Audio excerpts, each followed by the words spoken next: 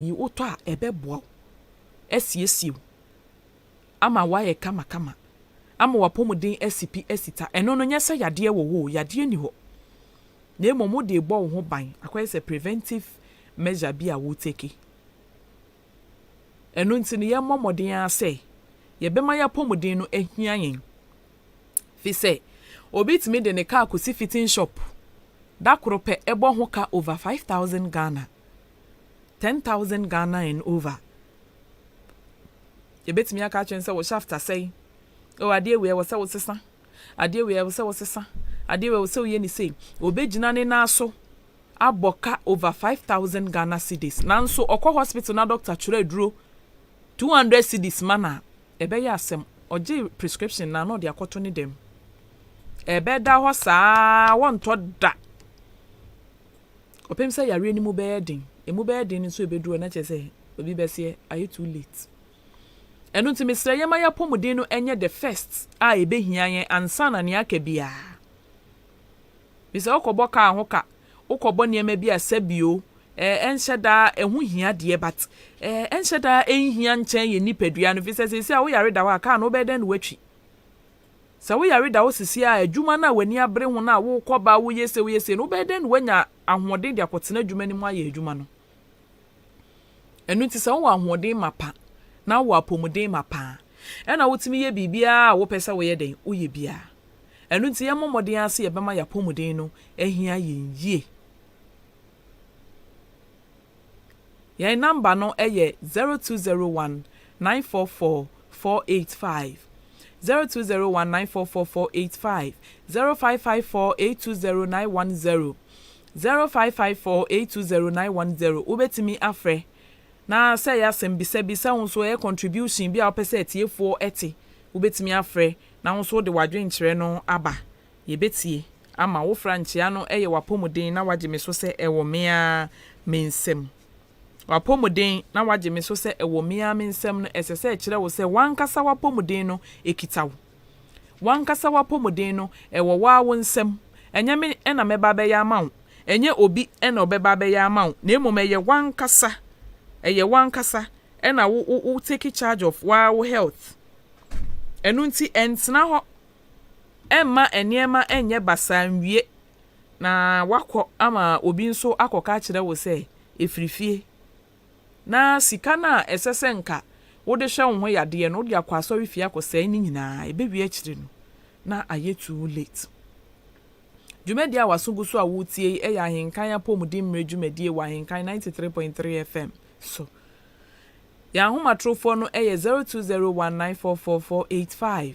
ana se 0554820910 enema sembisa mi bisa etiefo ne se wumpom mu etisen wo sori a aya wo ho ye wo sen woni padua na na se honam akwa no wa hu se bibia ejina so pepepe ana wankwasa wote wa wo hu se daabi enko yie wankasa wote wa hu se daabi ne ye mi die ase me honam nye mi yie kura wa wo hu se wo onyare o bibia nye wo nanso enema enko yie edie benti ena ema ne ba ne saa edie ben ena ekọ se saa problem no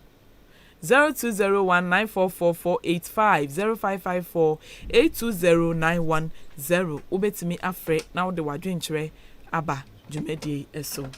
0201944485 0554820910 ubetimi afre na wo de wadwenkyere aba jumedi eso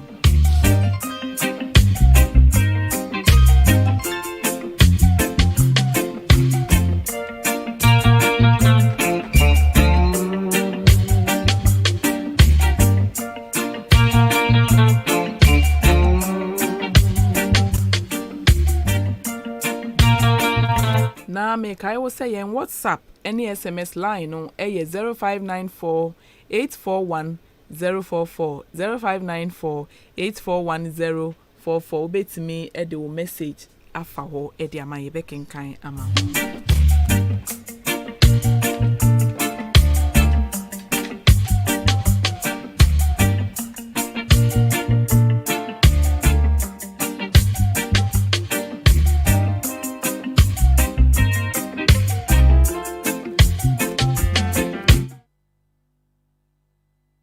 0201944485 0554820910 ubetimi afre abadwumede ni so sese ya wofra enchia no eye wapomuden na wagye me so se ewo mea mensem na masem bisa mi bisa woni se awiei enefiada yi wumpon mu etesen ana wapomuden no esipi esita ana se enkoyie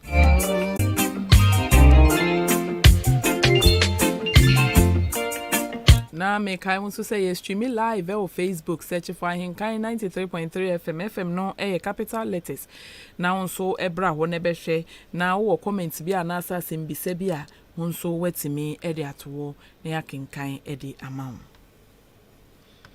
enu nti no bomoden a se wo bema wa hu odin no ana wa pomuden no ehia wo yie pa ebrebia ye de nchekere ebre wo se de be ya won so no wo be wani beba wo ho so na wo be da wo ho so e won yarewa ahoro atese bebrebe ni won kwan a obefa so a obeba won ho ban afri san yarewa ne ohaw ne nyina eho enu nti na bra no no Ahenkan apomuden mre ye ba ebe kyerɛkyerɛ wo ne ma ba ko mienu bi se de won so no wo ebebie wadwemu kakra afa apomuden ho ensem eho enu nti no 0201944485 0554820910 no eni ahomatrofo no fresiso na afa won so wasembisa wo contribution nyina fabra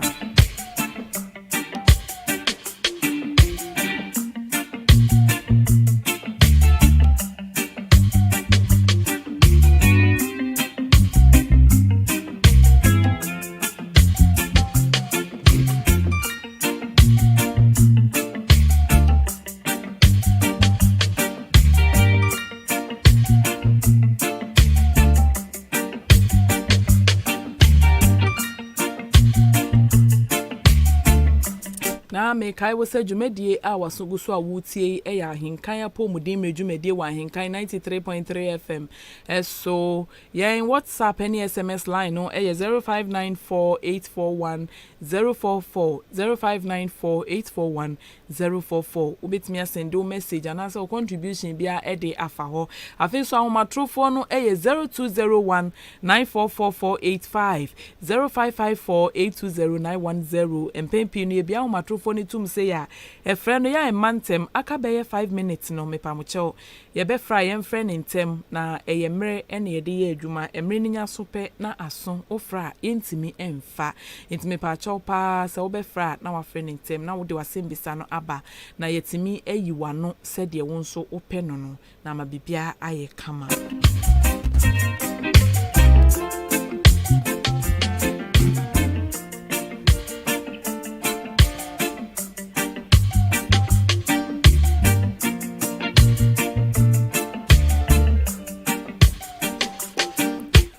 pomu etisen ana ewiei wa ho odin no esipi esita ewiei wo ho ye ana se wo ho enye ede ben ohaw ena ehawo a wankasa wanante ho a wo hu eho anu yie ede ben ene wo hawo umpomu etisen 0201944485 0554820910 ubetimi afre na wo de wasembisa aba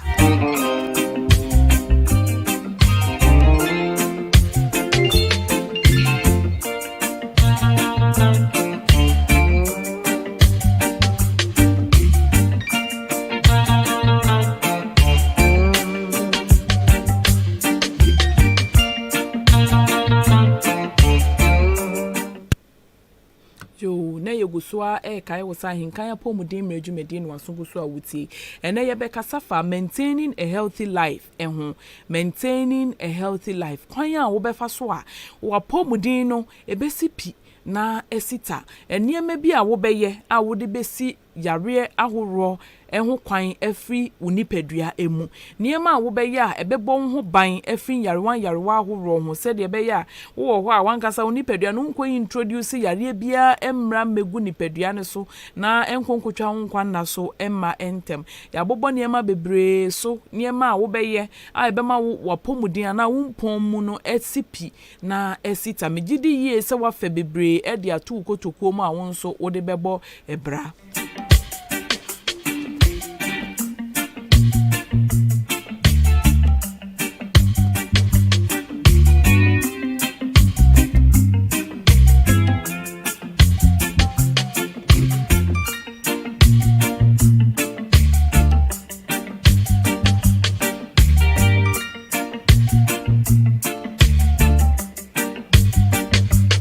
kakra na ye di dwumadie no aba awiye ahomatrofo no 0201944485 0554820910 so wa sembisa bi wo contribution bi abetimi afre na wo de wadwenkyere aba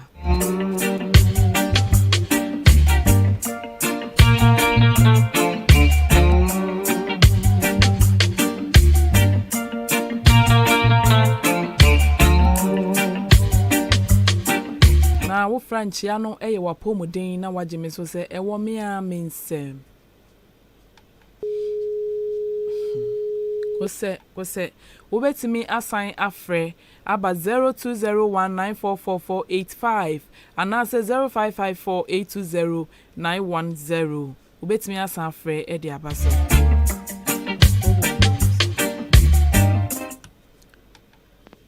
hello Hello. Wapomuden Me a mensem. me pa cho din ni baby a wo free Me de kwaje de kumdasa fe suwa. yo bra kwesi pa cho iti o E ba to wo ka se obetimi ato machine de jitu yen se bi na me bi sa se enyo bia na onimu nim de se bi a wotete a no pressure na e bia se koso a number na ye se ana se eye normal so e se na sugar me pese ni yo mate me da se ye pa se wo frɛ e de ba dwumadie eso da se bye bye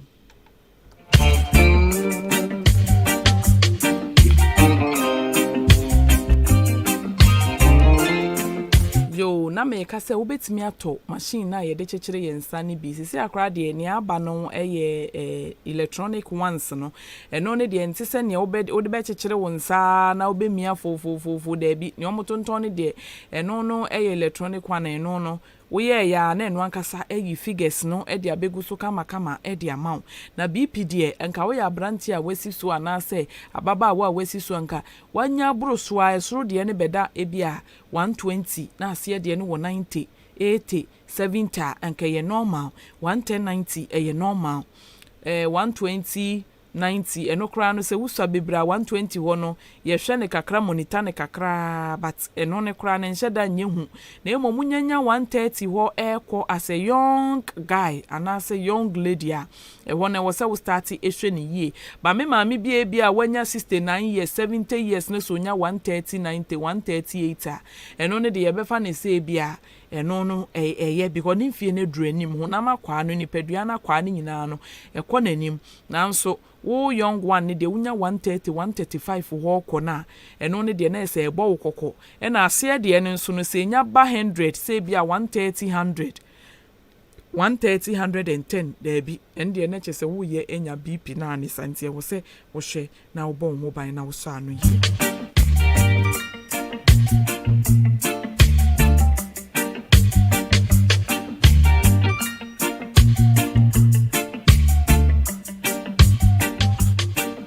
de wenya ebia 120 90 120 80 110 70 110 80 110 90 nyina no normal na emom no wonya konya 140 ho kɔ ne de a eno de asem ewo ho nti esese wo kwa yaresabia na se doctor monitor chena still 140 140 140 wona wugina de a na esese doctor ede wo to BP edru eso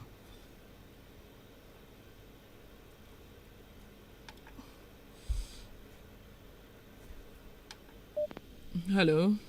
Hello, Mama. Yes, dear. Wapomuden. Wa nsem. Mpacho udi ni baby a wo free. Yo mpacho mi lo so for ata. Mo fe fi akimoda ha ya. Yo so for ata mpacho ma wane nkoma yi. Yo mpacho ni awon kan no mi jini nyina tumba mi fra bi sa se. Machine na ye use no you monitor your BP no. So ye bi obenye bi ato. Yo me pacho. Ana lebo. Yo mate me da se iye pa. Yo. Me da se so free ba jumedi so.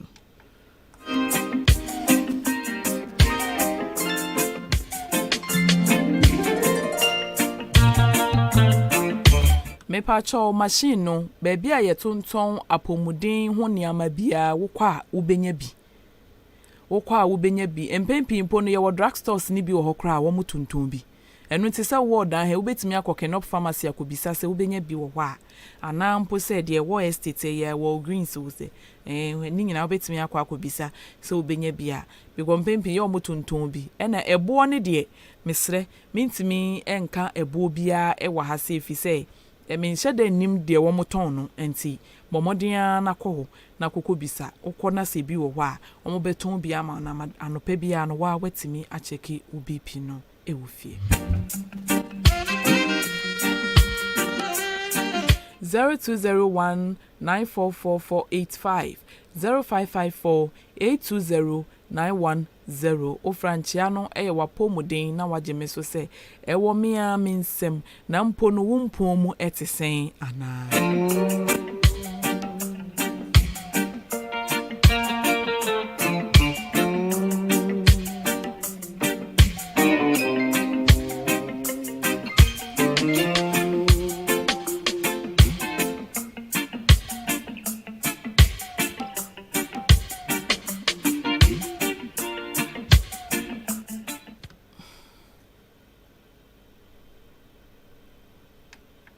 Hello.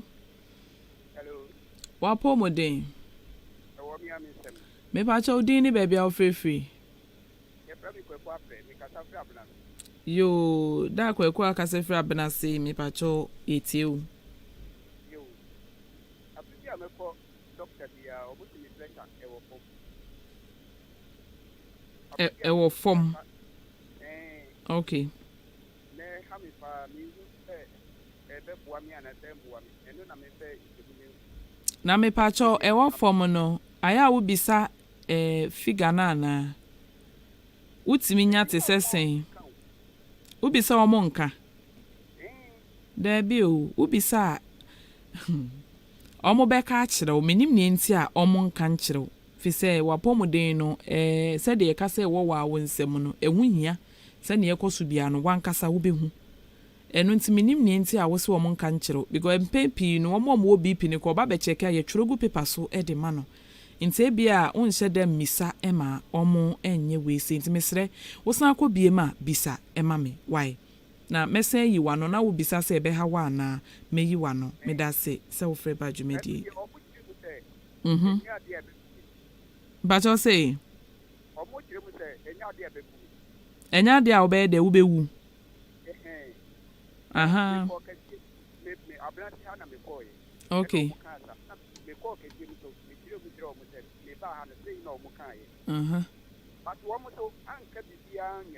ancho okay me pa choko so anati why nchiremu bi ewo bia na me de be ma me da se ofre ba dwumedi so kose ofrefo we kose pa 0201944485 0554820910 hello me pa cho wa pomuden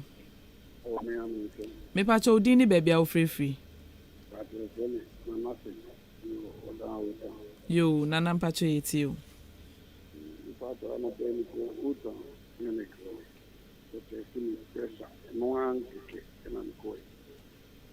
check man no nya 155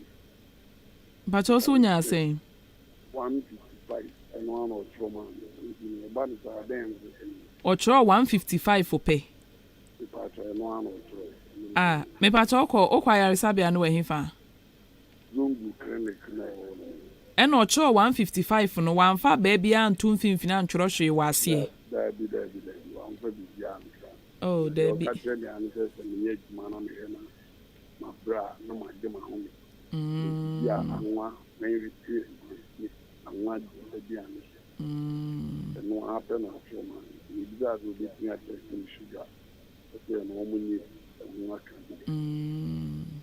Ayaja 155 for the next BP na anisa na emomo no menim se empen dodo se na wa check a wanya 155 no ene ya pe na wunya ya na wanya bi sa pen men check nya bi sa da uncheck ya na 120 na pacho umfie ne yesen 51 51 Anti 51 no na de bia unya 120 na ene pa ba 155 ne betimi aba say putoka say fe bibi environmental factors ebia na bibi e na akọ yesa na ama na ba won say mpempi no say woyam hyehye kra it mi ma obipi no kosoro e na wonante nso kwa yaresa bia e wona wudru na na ye cheke ma obipi no kosoro because wonante no wabre enti mpempi no mo ba sa ye ma motena se age wa home kakra nsa na ya chekere wonsa no wate ase nti ebia na enei no ebi obi ahye wabufuo bi kura nsa akọchechire wonsa no anase bibi nti mesre se check koso achechire wonsa no to aso be na wotwe na yenhwe se 155 na ebe repeat ne ho afọ na wotwe na ma yehu se bia BP na wo ye nya na se de okan ne nso no ti anwo aduane so na afi wo ye adwuma na abraje wa home na yenhwe ade nti mpacho efi chine ekọ efi dwuade ekọ no da bia akọchechire wonsa na akọpimfiada na yenhwe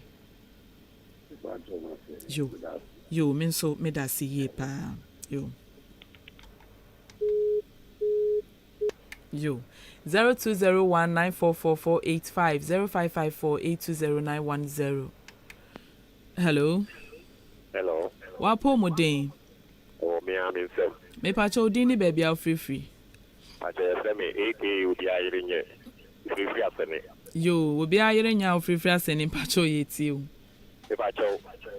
3 or 4 years ni me go baby anya me yata in ko hospital da pa cho bit me ha me na oh send ya wapo modern ne CPC ta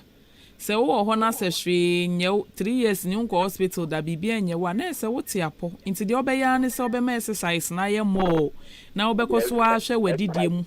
exercise ni e me no ma wan aha e de me kopa sa pepe pesa na ye e di bi enso de otombre nya toa ne na ka enu nti na wo nkwa ayare sabia nti uni problem bia why ai me so me da si ye pa so hello but bit me aka o de wow personal number to jananka we are na dia to janana peke me bibi ni ana me no edi komo me pa chomati yo me so me da si ye pa so freba jumedi eso me pa cho ye papa no free abna se no me ana se me refi kro na BP no ekofom a ye wo hypertension ene ye wo hypotension ne BP na ekofom no BP kofom bebra emwa na minim se wo de ne kofom no se egusu kofom anase ejina ne ejina anase egusu kofom de ne mesre e wo se okwa yare sabia ne ehwe na eduro bi e wo se ye de ma because ekofom bebre nso de a papa wo betimi ewu se de ekosoro etimi kunu sa na ekofom bebre nso a etimi eku hello wapo modern wo me amenzo ne pa cho din ni baby a free e fa me kwesi nyantechi yo ka se fi achuma sane yo that kwesi BP no o check ya asro ani asiye no unya hia ana na cheche eye normal okay ana fe de to mi no wo yenya yenyi mi ke no 67 years kusia eye ma ye ana okay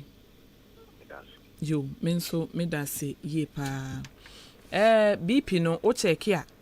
anka normal de 120/90 eye normal nanso wonfie de wunya 130 kura 130/90 kura eye normal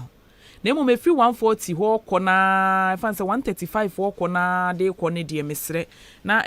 ball kokko wunyanya 135 ho kona ball kokko se bibi pese eto ekwa 140 ball kokko na de ko 150 saa na wudi nya BP no nti se BP ni gina 110/90 120/90 125/90 wonfie ni kura 130/90 a is normal for you me pacho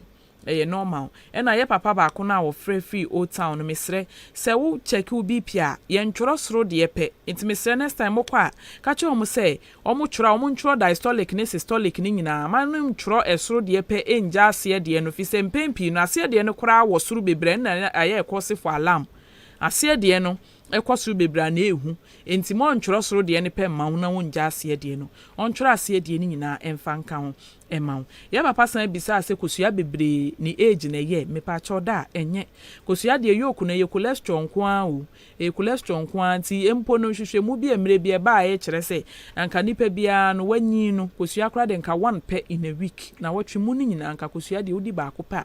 ene ye ena mpo no mfie no pe kra wo de yoku ne kra nka totwene mame na di egg white no ni nyina benya protein na because yolk no bebre no nso no ade more cholesterol eba beto wankasa woni padua no so enti ni nyina na ye srade koro na ye ka ho asem ni enti no wonfie ne kora de nke betimi na se wonni kora nke ye so opese wudi nso a na wotwe bia no ba ko pe enye bad medase ebre aso ye bre no ayebe yentimi mfa frefo bia ebie mepa mo chew ye besen hia dase ne se de me di kan na no ye bia homatrofo ni tuma mesra mo na mo afrentem aya na calls ni mantem nti aka akrama ya pon na afi na calls ni basa abre ne so a yentimi mfa biem na wo se ye jai mo saa nti mesre ye nya bobo ahomatrofo na waye na wafre ne ntem na ama bibia aye pepepe ye nua Samuel akwa hwe yen live wo Facebook pa sami ye da se ye pa mama kan de omudin na amanti me hu entimi emmo wo mudin na obi nso sende yen SMS bi o say me kasafa odesen balance diet hu na omo nso omo ti obi nchen na enyo omo real mother na omo nidi yi no eno de asem we de emu ohye nti ya de one neti no na waka chense opa na chewa we yakola papa nti omo aduane papa ni wai na we ne de wo ye ho hwea menim se ne ye bekwa akosi ai eno nti no dwumadie no asi da se ne ye besan ahia me number no 0546 827329 0546 827329 da se ne ye besan ahia na me koso aka am se nya me yadom a china nwumre me nda nwumre 10 to 12 nso ye de odonta ban dwumadie no bremo ye de siesie aware ye de siesie fie ye de siesie dem ye de siesie mpa ne so eno nti no bomoden asa me nda nwumre bia nso no obemu afidie no ada Ahenkan na watie saa dwumadie na aboa ma wawade no atimi aso se de opese nka eso no na ye twan no bia timu a ante medamase bye bye.